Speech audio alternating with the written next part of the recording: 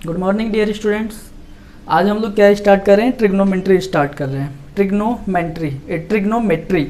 Trigonometry क्या होता है? ट्रिग्नोमेट्री में जनरली एंगल एंड जो साइड्स होती है उनके बीच का रिलेशन बताया जाता है। उनके बीच का जो रिलेशन होता है उसको रिप्रेजेंट करने का एक तरीका है, ठीक है, एक मेथड है। तो जनरली ट्रिग्नोमेट्री जो होती है हर टाइप के एंगल पे अप्लाई होती है, लेकिन आपको 10th में ओनली ट्रिग्नोमेट्री जो है वो राइट एंगल ट्रायंगल वाली बताया गया है। आपके कोर्स में ओनली कौन सी वाली है? राइट एंगल ट्रायंगल वाली ट्रिग्नोमेट्री है। क्लियर?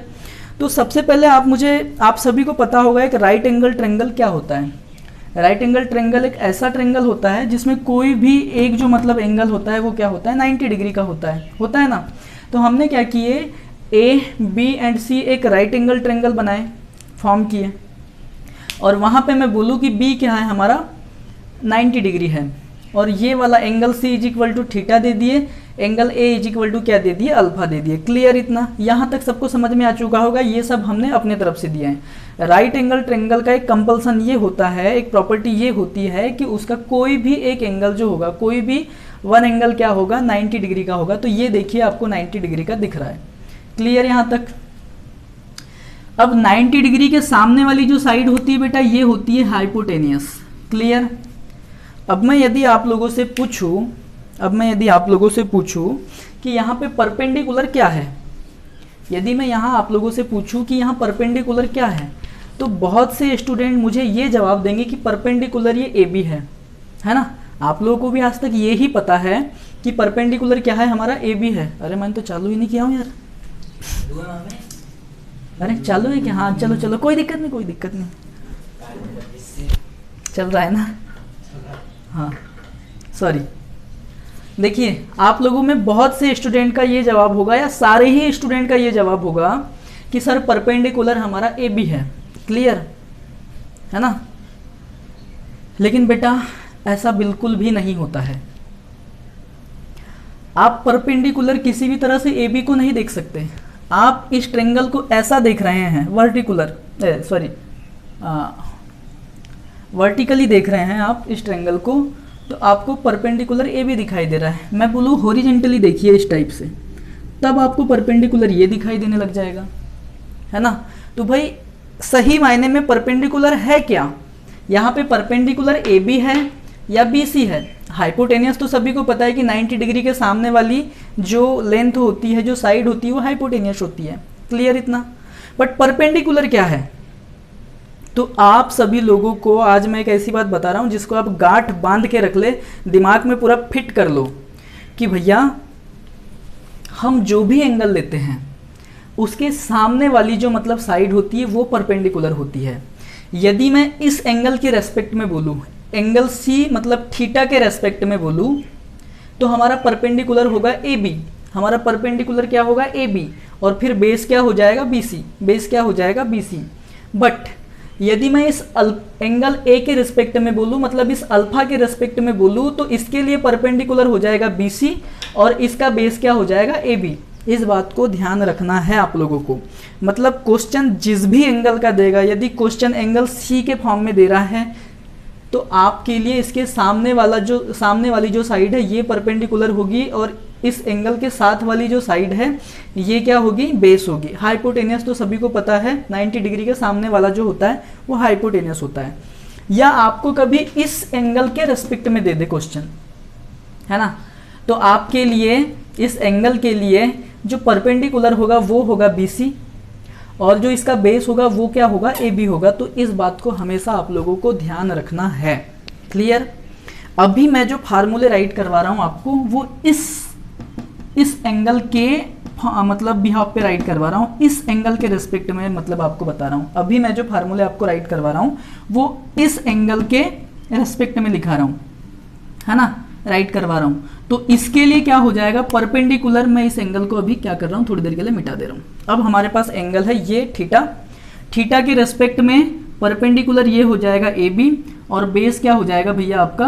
बी सी हो जाएगा। तो ये बेस है, ये परपेंडिकुलर, ये हाइपोटेनियस, लेकिन किसके रिस्पेक्ट में? थीटा के रिस्पेक्ट में, एंगल सी के रिस्पेक्ट में। क्लियर? एंगल ए के रिस्पेक्ट में परपेंडिकुलर ये हो जाता, बेस ये हो जाता। हाइपोटेनस तो हमेशा सेम ही रहता है। आई थिंक कि ये बात आपको समझ में आ चुकी होगी। क्लियर? ठीक, इस बात को हमेशा आपको याद रखना है। अब देखिए, आप लोगों ने अभी तक नेम सुना होगा, sine theta, cos theta, tan theta, cot theta, sec theta, cosec theta. इस टाइप के 6 रेशोस होते हैं हमारे पास। क्या होते हैं? 6 रेशो होते हैं। अब ये रेशो किसके होते हैं?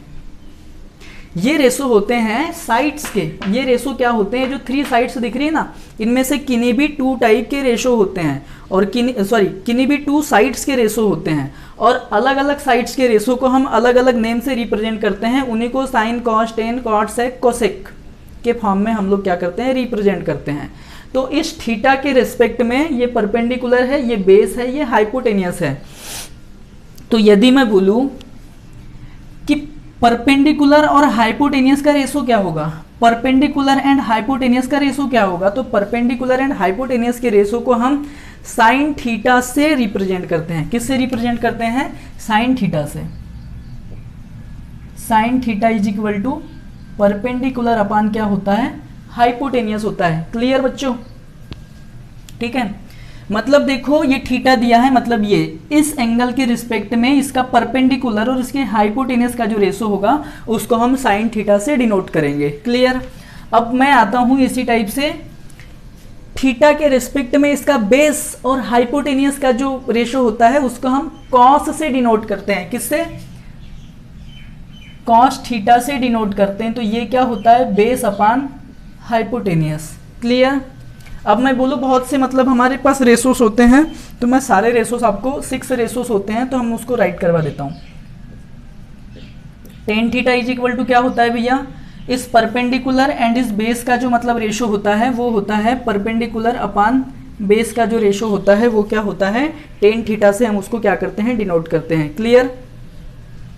फिर आता है कॉट थीटा। कॉट थीटा इस बेस और परपेंडिकुलर का जो रेशो होता है, अभी परपेंडिकुलर और बेस का रेशो था, परपेंडिकुलर और बेस का रेशो था, लेकिन अब मैं बोलूं बेस और परपेंडिकुलर का रेशो, तो उसको हम क्या राइट करते हैं? बेस अपान परपेंडिकुलर को रेशो को कॉट थीटा से हम डिनोट करते हैं। क्लियर? किससे डिनोट करते हैं? कॉट थीटा से। अब इसके बाद आता है हमारा सेक थीटा। सेक थीटा, तो सेक थीटा को हम किससे डिनोट करते हैं? हाइपोटेनियस एंड बेस का जो रेशो होता है, ये हाइपोटेनियस अपान जो बेस होता है, हाइपोटेनियस एंड बेस का जो रेशो होता है वो होता है हमारा सेक थीटा। क्लियर? अब आता है कॉसेक थीटा। कॉसेक थीटा, तो कॉसेक थीटा को हम किससे रिप्रेजेंट करते हैं भैया? Hypotenuse and perpendicular, hypotenuse and perpendicular का ratio, hypotenuse upon perpendicular. Clear? I think यहां तक आपको बात समझ में आई होगी। कहीं कुछ गड़बड़ तो नहीं राइट कर लिया मैंने? या राइट भी कर लिया होगा तो अभी देख लेंगे, समझ में आ जाएगा, लेकिन पूरा मैंने सही राइट किया है ना। तो देखिए आपको समझ में आ चुका होगा कि किन्हीं भी 2 साइड्स के रेशो को हम किससे करते हैं? रिप्रेजेंट करते हैं ट्रिग्नोमेट्रिक रेशोस के इन टेंजेंट्स के फॉर्म में क्या करते हैं? रिप्रेजेंट करते हैं। ठीक है, तो मतलब थीटा एंगल के रिस्पेक्ट में उसके परपेंडिकुलर और हाइपोटेनियस का जो मतलब रेशो है वो उसको साइन थीटा से डिनोट करते हैं। बेस हाइपोटेनियस का जो रेशो है उसे कॉस थीटा से, परपेंडिकुलर और बेस का जो रेशो है उसे टेन थीटा से। अब देखिए जस्ट टेन का अपोजिट, यहाँ परपेंडिकुलर अपान बेस था तो यहाँ पे बेस अपान परपेंडिकुलर है, तो जस्ट टेन का अपोजिट होता है कॉट। टेन का इनवर्स क्या होता है? कॉट होता है। क्या होता है? टेन का इनवर्स होता है भैया कॉट। ये देखिए बेस अपान परपेंडिकुलर था, अरे मैंने गड़बड़ कर दिया क्या?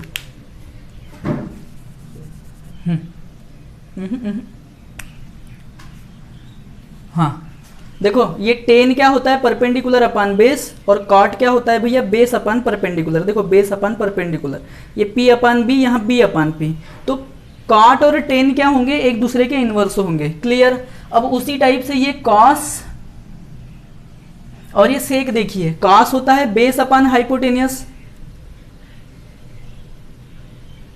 बेस अपान हाइपोटेनियस, और जो हमारा सेक होता है हाइपोटेनियस अपान बेस, मतलब यहाँ बी अपान एच है, यहाँ एच अपान बी, तो ये कॉस और ये जो सेक होते हैं ये एक दूसरे के क्या होते हैं? इनवर्स होते हैं। क्लियर? अब ये जो हमारा साइन है और ये कोसेक, देखिए ये होता है P अपान एच और ये होता है H अपान पी। तो साइन और कोसेक क्या होता है, ये एक दूसरे के क्या होते हैं, इनवर्स होते हैं। क्लियर, यहाँ तक बात समझ में आई। अब देखिए आपको समझ में आ गया कि साइन का अपोजिट कोसेक, कॉस का अपोजिट सेक और टेन का अपोजिट कॉट। तो यदि हम साइन, कॉस एंड टेन के भी ये फार्मूले लर्न कर लेते हैं तो हमको फिर इनके मतलब इन्वर्स करके, अपोजिट करके डायरेक्ट इनके भी फार्मूले हम राइट कर निकाल सकते हैं। तो इसकी एक ट्रिक बता रहा हूँ आप लोगों को, ये याद रख लेना, P B P upon H H B. तो देखो साइन थीटा क्या होता है, परपेंडिकुलर अपान हाइपोटेनियस। देखिए perpendicular upon hypotenuse. Cos theta क्या होता है, बेस अपान हाइपोटेनियस, मतलब base upon hypotenuse. Tan theta क्या होता है, परपेंडिकुलर अपान बेस, तो परपेंडिकुलर अपान बेस। दिख रहा है आप लोगों को। अब देखिए, अब आते हैं हम लोग कॉट पे। तो कॉट पे यहां से ले जाओ, बेस अपान परपेंडिकुलर हो गया कॉट, बेस अपान परपेंडिकुलर। सेक आया तो हाइपोटेनियस अपान बेस, तो हाइपोटेनियस अपान बेस। और कॉसेक आया तो हाइपोटेनियस अपान परपेंडिकुलर। तो देखिए हाइपोटेनियस अपान परपेंडिकुलर। तो साइन के लिए ये ऐसा, कॉस के लिए ये ऐसा, टेन के लिए ये ऐसा। अब इसके बाद उल्टा, कॉट के लिए ये ऐसा, सेक के लिए ये ऐसा और कॉसेक के लिए ये ऐसा। ठीक है, और इसको लर्न करने की ट्रिक क्या है, पंडित बद्री प्रसाद हर हर भोले। ठीक है, क्या ट्रिक है, पंडित बद्री प्रसाद हर हर भोले। इस ट्रिक से आप क्या कर सकते हैं, इनको इजीली लर्न कर सकते हैं। ठीक है भैया, ये ट्रिक मुझे भी नहीं पता थी, मेरी एक स्टूडेंट ने मुझे बताया कि सर इसको इस ट्रिक से याद कर लेते हैं, लर्न कर लेते हैं, तो मैं वो चीज़ आपको बता रहा हूँ। देखिए पंडित बद्री प्रसाद हर हर भोले। ठीक है, तो आई थिंक इससे आपको क्या हो जाएगा, इजीली ये लर्न हो जाएंगे। ठीक, अब देखिए आप सभी को मैंने बताया कि साइन क्या होता है, कॉसेक का इनवर्स होता है। साइन क्या होता है, कॉसेक का इनवर्स होता है। तो हम लोग कुछ चीज़ें और राइट करवा रहा हूँ मैं आपको, कट तो नहीं रहा है, देखो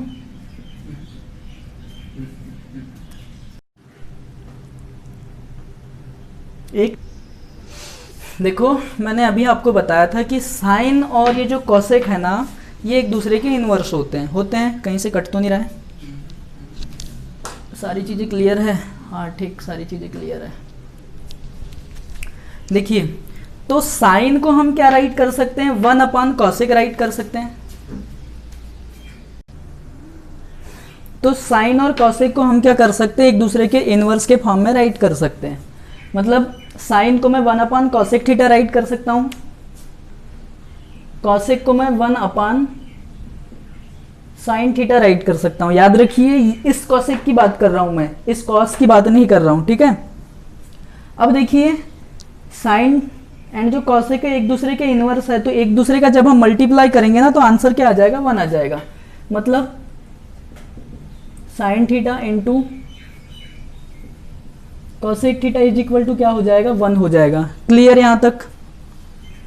आप चाहे तो इन दोनों की वैल्यू रख के भी P अपान एच इंटू एच अपान पी करके देखो, P से P कैंसिल हो जाएगा, H से H कैंसिल हो जाएगा और आंसर कितना आएगा, 1 आएगा। ठीक है, अब सेकंड मैंने क्या बोला था, कॉस और सेक जो है ये एक दूसरे के इनवर्स होते हैं। तो मैं कॉस थीटा को 1 अपान सेक थीटा राइट कर सकता हूं एंड सेक थीटा को 1 अपान कॉस थीटा राइट कर सकता हूं। क्लियर है। ठीक है, कॉस को मैं 1 अपान सेक राइट कर सकता हूं, सेक को मैं 1 अपान कॉस राइट कर सकता हूं। और कॉस एंड सेक का जब मल्टीप्लाई करूंगा, इस कॉस और इस सेक का जब मल्टीप्लाई करूंगा तो H से H कैंसिल हो जाएगा, B से B कैंसिल हो जाएगा, मतलब आंसर आएगा 1। तो cos theta into sec theta is equal to क्या हो जाएगा, 1। ये बेसिक चीज़ है, इनको आपको क्या करना है, याद रखना है। ठीक है, अब फिर टेन एंड जो कॉट है ये एक दूसरे के इनवर्स होते हैं। तो टेन थीटा को हम क्या राइट कर सकते हैं, टेन थीटा को 1 अपान कॉट थीटा राइट कर सकते हैं एंड कॉट थीटा को 1 अपान टेन थीटा राइट कर सकते हैं। और जब tan theta into cot theta का हम मल्टीप्लाई करेंगे,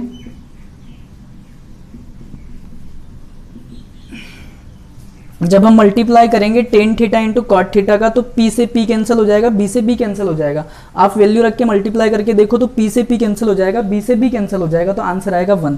तो ये किसके इक्वल होता है, 1 होता है। क्लियर, समझ में आया। ये आपके बेसिक फार्मूले थे। अब मैं और कुछ 1-2 फार्मूले हैं हमारे पास, 2 फार्मूले इसको क्या करवा रहा हूँ, राइट करवा रहा हूँ। देखिए देखिए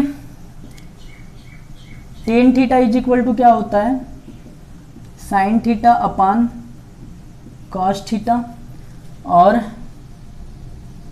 cot theta is equal to क्या होता है, cos theta upon sine theta.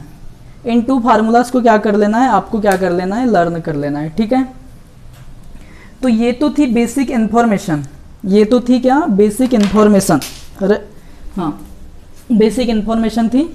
तो बेसिक इन्फॉर्मेशन इन्हीं के बेस पर क्या बनेगा, पूरी की पूरी ट्रिग्नोमेट्री हमारी सॉल्व होगी। और ये जो परपेंडिकुलर और बेस वाला कॉन्सेप्ट आपको समझ में आ चुका होगा कि जो एंगल लेते हैं उसके सामने वाला परपेंडिकुलर और साथ वाला बेस। यदि ये एंगल दिए हमने ए, तो ये हो जाएगा परपेंडिकुलर और इसके साथ वाला हो जाएगा बेस, और हाइपोटेनस तो हमेशा 90 डिग्री के सामने वाला ही रहता है। क्लियर, इस बात को हमेशा याद रखना। तो आज के लिए हम इतना ही रखते हैं, बाकी एक्सरसाइज स्टार्ट करेंगे कल से।